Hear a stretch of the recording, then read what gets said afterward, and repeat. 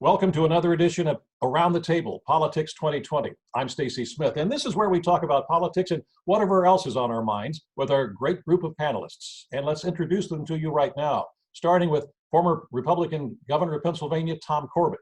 Mr. Corbett also served as 2 terms as State Attorney General, and he also served as the U.S. Attorney for Western District of Pennsylvania. Joining us also is Jim Byrne. Jim served as the State Democratic Party Chairman for a number of years here in Pennsylvania, and also he was a mayor of Millvale for a number of years, and also served as on the Allegheny County Council as council president or chairman.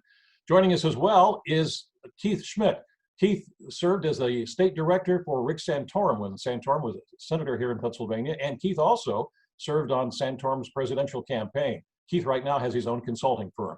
Joining us as well is Amanda Green Hawkins. Amanda is an attorney for a national major union that's based here in Pittsburgh. She also is a former national committee woman for the National Democratic Party. Amanda, thanks for joining us again. And joining us as well is the Republican Mayor of Newcastle, Chris Fry.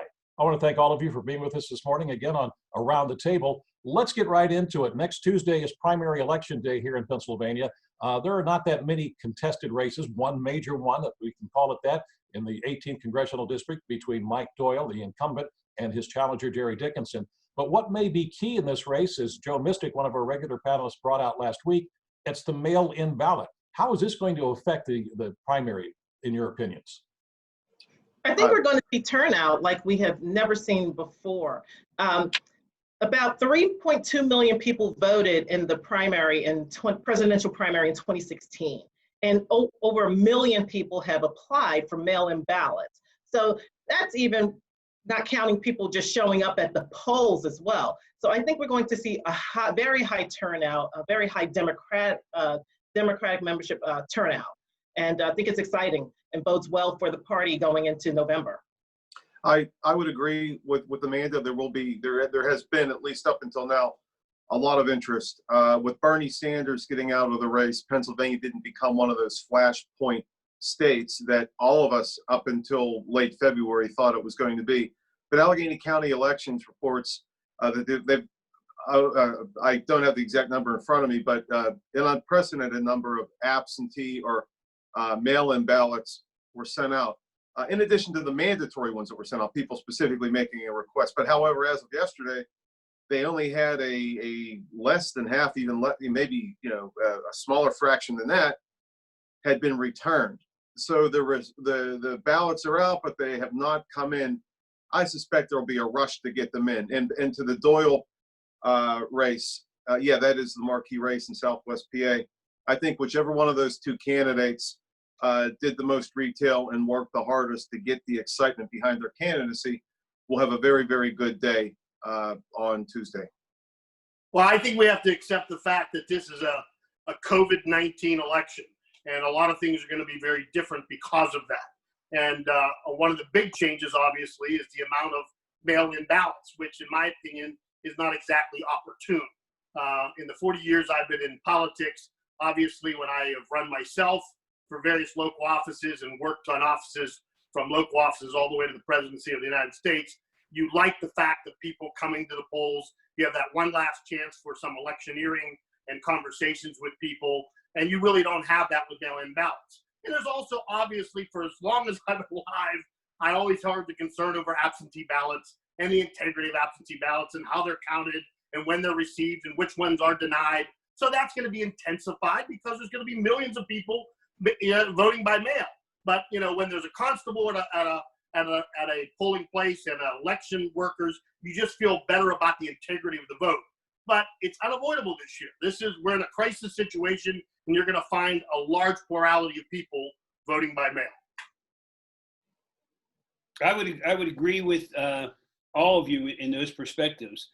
I do have a concern about the integrity of the ballot. We have individuals that are going to have 2 ballots mailed to them, one an absentee ballot because they applied for it. But from what I understand, and Jim, you correct me if I'm wrong on this, the county is sending out ballots to everybody, and you can apply to vote by mail that way. I'm concerned when you get 2 ballots at the same house for the same individual. It's understandable in this election this year in the primary. I'd be much more concerned about it in the general election come November. We've Can I read jump in stories. The county was sending applications, Right. not the ballots, but the applications, which then requires someone to take the step to mail it and request the actual ballot. But I think we need to know what's going on in the Elections Bureau to make sure that both ballots aren't being counted. And, you know, normally absentee ballots go to the polling place and they're sorted out there on the election night. Is that what's going to happen? I don't think so, because they've reduced it to about one polling place per municipality. If that's what they're going to do, that needs to get out there if the voters are going to have confidence in the integrity of the election. I know the election department has laid out a protocol for how they're handling the ballots and the surge of mail-in ballots that they're receiving this cycle, and the protocols that they're taking to enhance accuracy and the veracity of the vote. I have not been to the elections webpage or the county webpage where these are laid out, but I have seen them. I have looked at them, and in fact, I have heard them on some reporting. So it is there, Governor, to disseminate that information more aggressively in the next week would certainly be helpful to alleviate what are legitimate concerns. Let me throw this out to all of you, because this is from a national Politico article recently, and I'm quoting from the article right now.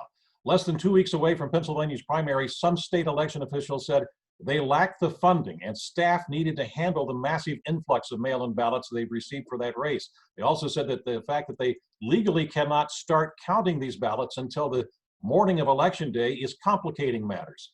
In addition to delaying the final tally, the chaos and confusion could now distrust ahead of a general election and give fodder to those seeking to discredit the results.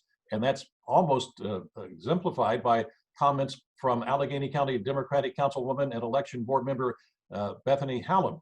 She said that a lot of people are reaching out to the elections board. They got the wrong party ballot sent to them. They got the wrong district ballot sent to them. Now they're having people get multiple ballots sent to them, and the things that are inevitable when you rush the implementation of mail-in voting like we just did. Comment. I remember many months ago, Stacy, running into Mayor Peduto, and I think I mentioned this on one program prior to COVID-19. And he even told me then, before even there's a much higher influx of ballots now because of this health pandemic, but even then, because of the changes in the rules, he expected many more mail-in ballots. And he was preparing me during that conversation saying that we have to educate the people in Pennsylvania and around the country of the onerous task it is going to be to count and tabulate these ballots. And if we don't tell them in advance that most races, any close races, will likely not be declared on election night, and it might take as many as 1, 2, or 3 days to go through and canvass all the mail-in ballots to get an accurate count. I think it is critically important that the news organizations and social media and government officials start to make it clear to the American people, and especially the people here in the Commonwealth of Pennsylvania, that could happen.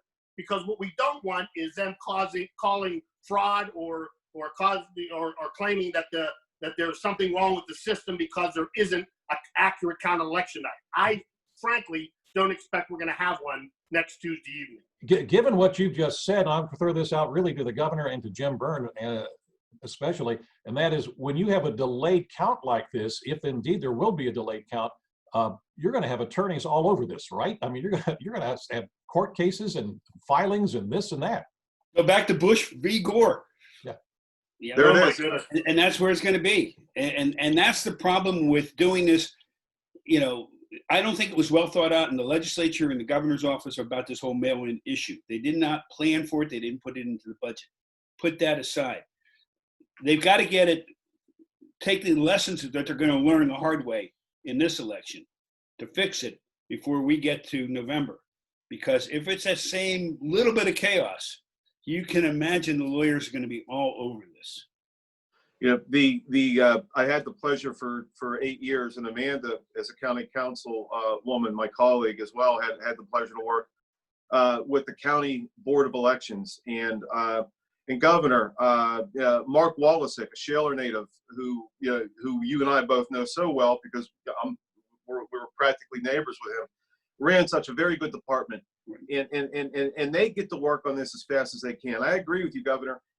There should have been a little bit more forethought from the legislature and the governor's office when this was going to be an inevitability, a little more meat and substance around the infrastructure, more answers to very legitimate questions being asked by both sides of the aisle. However, when it gets to that day, and as Keith said, I don't think on any contested races that are close, we're going to have any answers that night.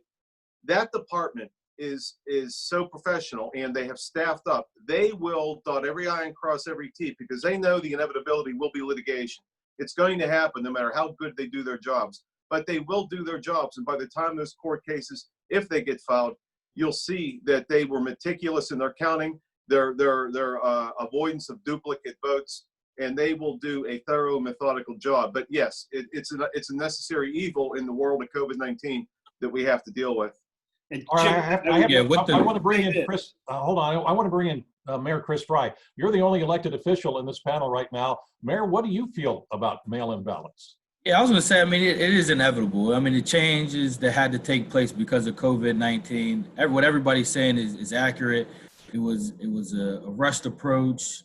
The fact that there's going to be a lot of kinks in the system, it's going to be hard for everybody to understand and get and grasp the fact that this is going to be something to be comfortable with. We have to be comfortable with it. But yes, it's going to take a lot of work.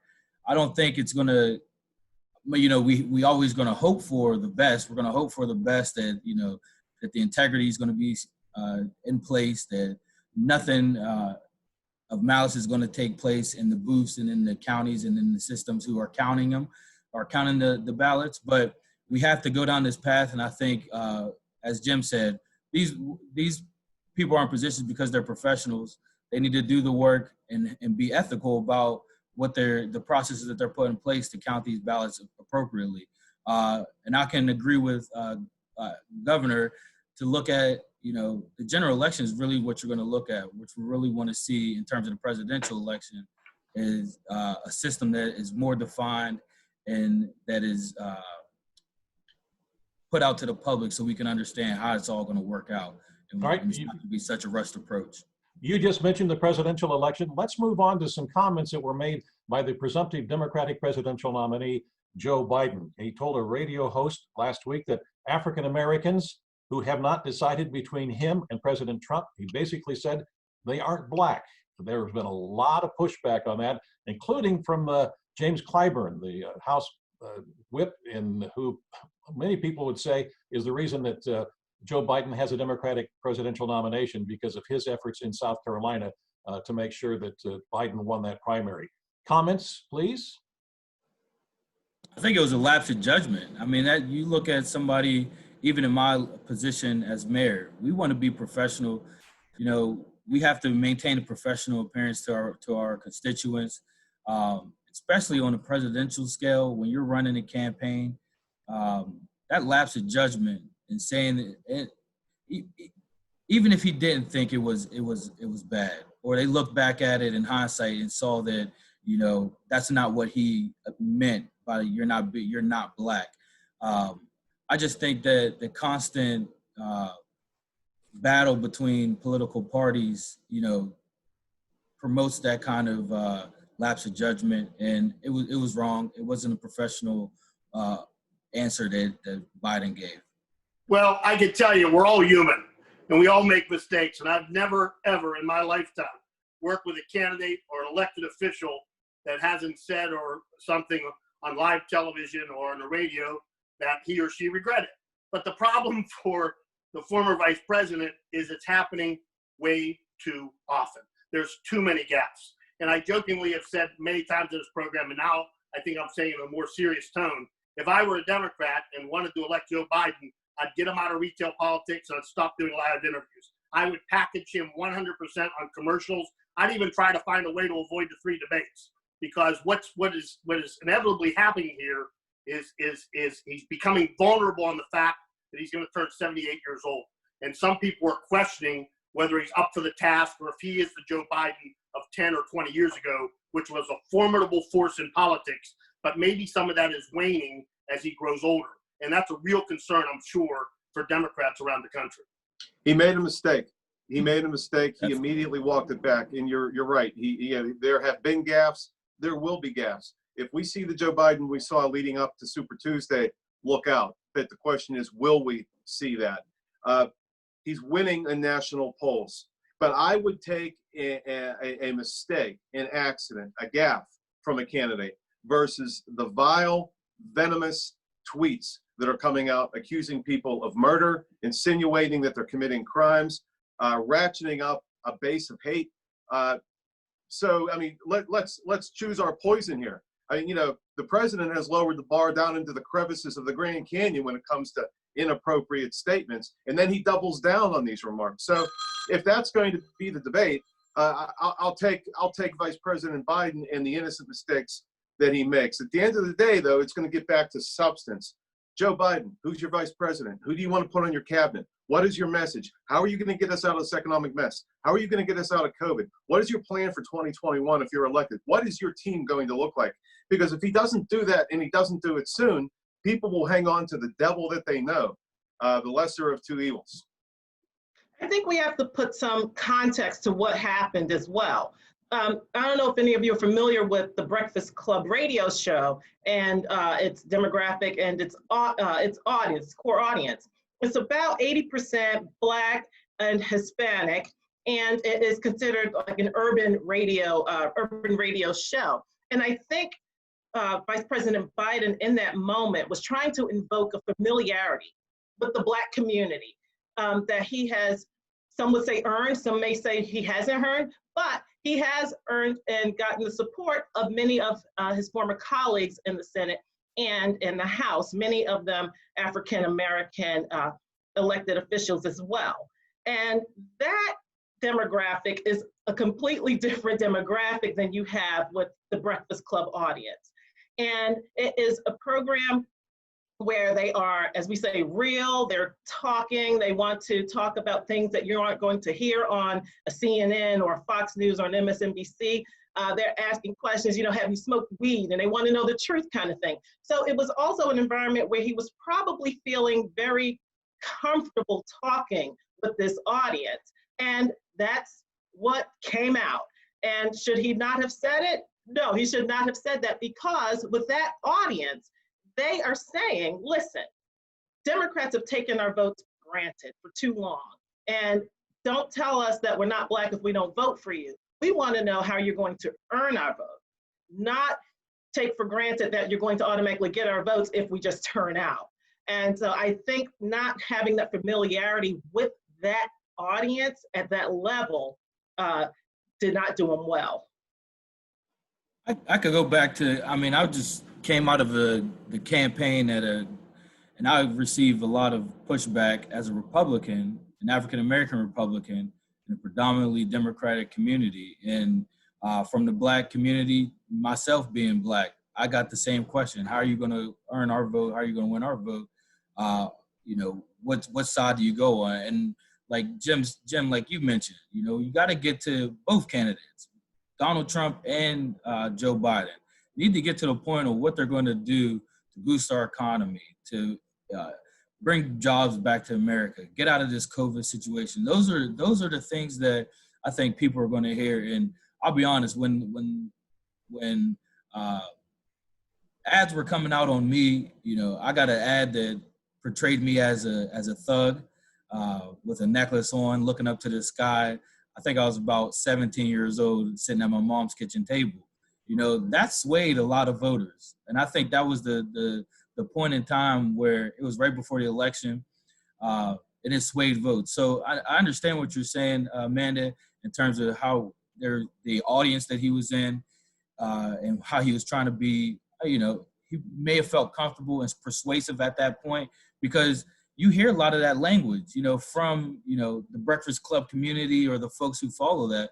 That's the language that they use, honestly. And, to dismiss it, I do think just from his position as a candidate, it was unprofessional, but there is some understanding there that he was trying to be persuasive and work with and have the language of those folks who follow that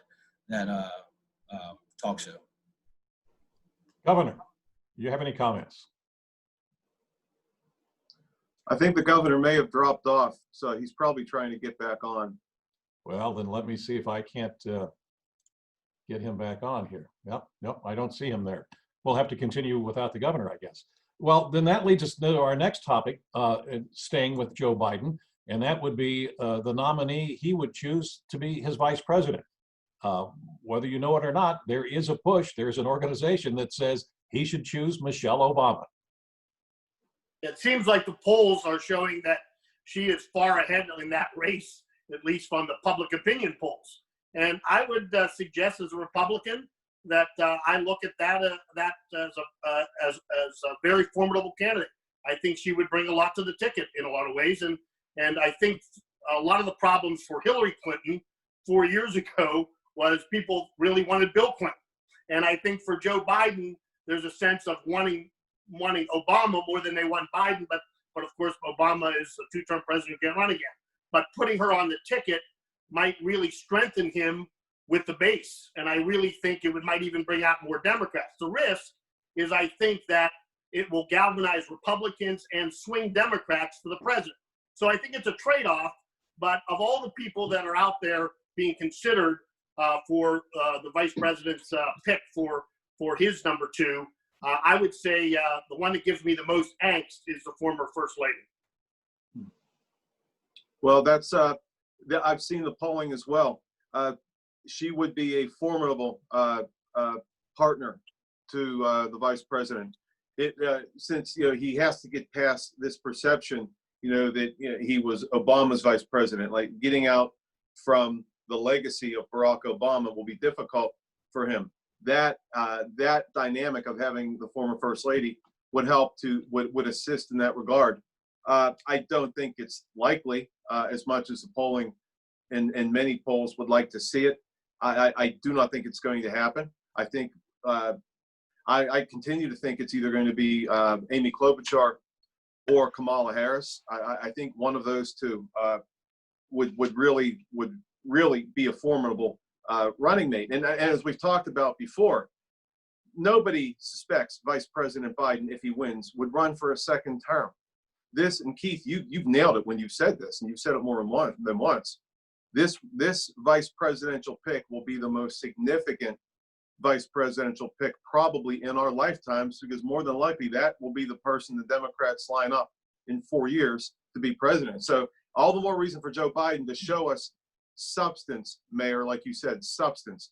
Who, what, and how, and what is your team going to look like, and what will they do? And that will be a look into the future as to who the next Democratic presidential nominee will be, in hopes to bring stability in these troubled times.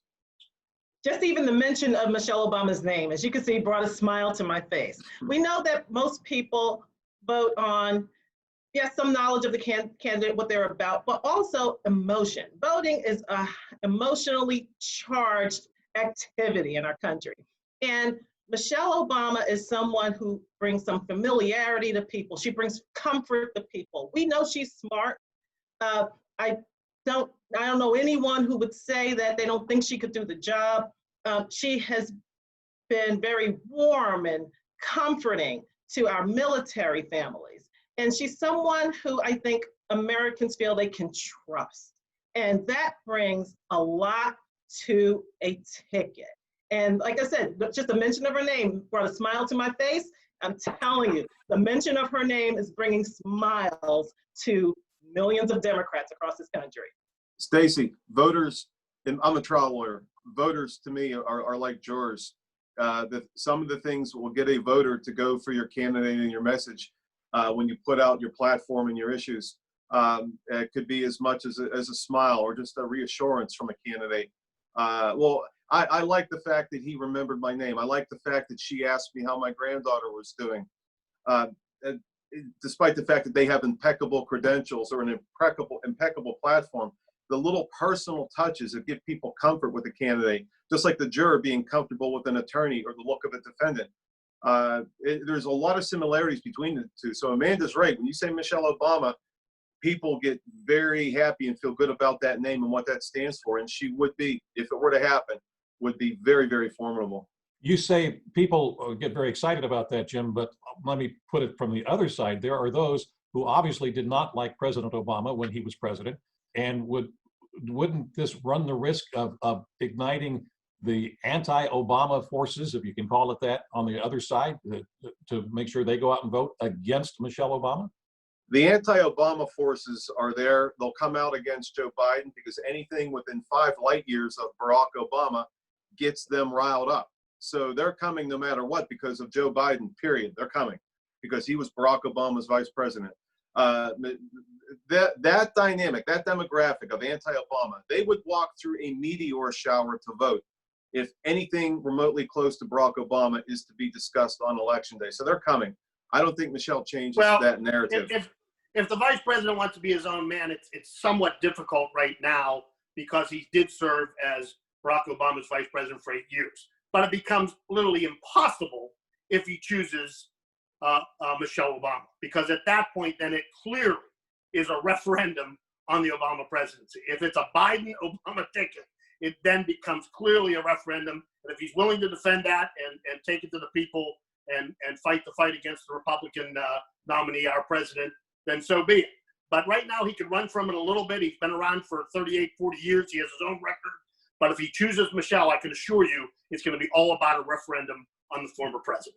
That's the paradox. That's the paradox, Keith. I know he gives you angst, but she gives angst to those who want to see Trump get reelected. But therein lies the paradox. How does Joe Biden get away from the legacy of Barack Obama by further embracing it by asking the First Lady to be his running mate? It almost goes deeper into the Obama legacy than trying to separate and be your own person. Yep, I agree. This also raises the question, which we haven't said, what are the chances that she would ever say yes? None. I don't think so either. It still makes me smile. I like campaigns because you could say anything and people believe you. You could say stuff and everybody gets excited. And it's a very emotionally charged. It gets, one thing I could say, we're going to take Newcastle and turn it into Disney. And if I can show people how that's going to look, everybody's going to jump on board and believe that. And I think that's goes back to, those are some of my issues with these campaigns. We don't have, and not with the campaign itself, but with the voters. Be informed, be engaged, look at the substance and how you're going to change those things. And don't be the emotionally charged, just, check a box or just check a box person. Really do your homework and look at each candidate for, who are they in themselves and not for just, trying to get votes and on the backs of others. Hey, Mayor, plan on building a dome because you'll never have the weather that Orlando does.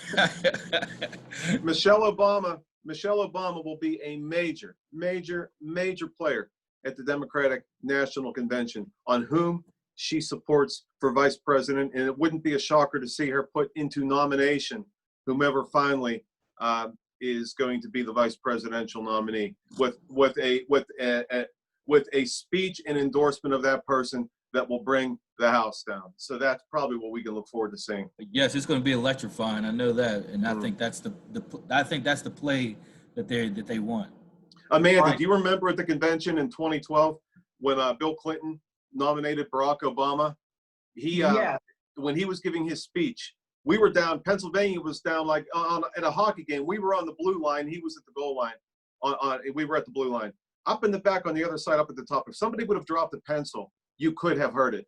And I suspect that when Michelle Obama gets on that stage in 2020, it's going to be the same type of electricity. We will have to find out, ladies and gentlemen. We are now out of time. Thank you so much for joining us once again on Around the Table. We lost the governor. He's been texting me saying he's trying to get back on. We couldn't make it. So next week we'll have the governor back on with us and perhaps also Joe Mystic. Thanks again. Amanda and I had nothing to do with that. Everybody. Oh, you guys had nothing to do with that. Okay. Nothing to do with it. That's right. Stacy. All right. Thanks. We'll see you next week. Thanks, Stacy.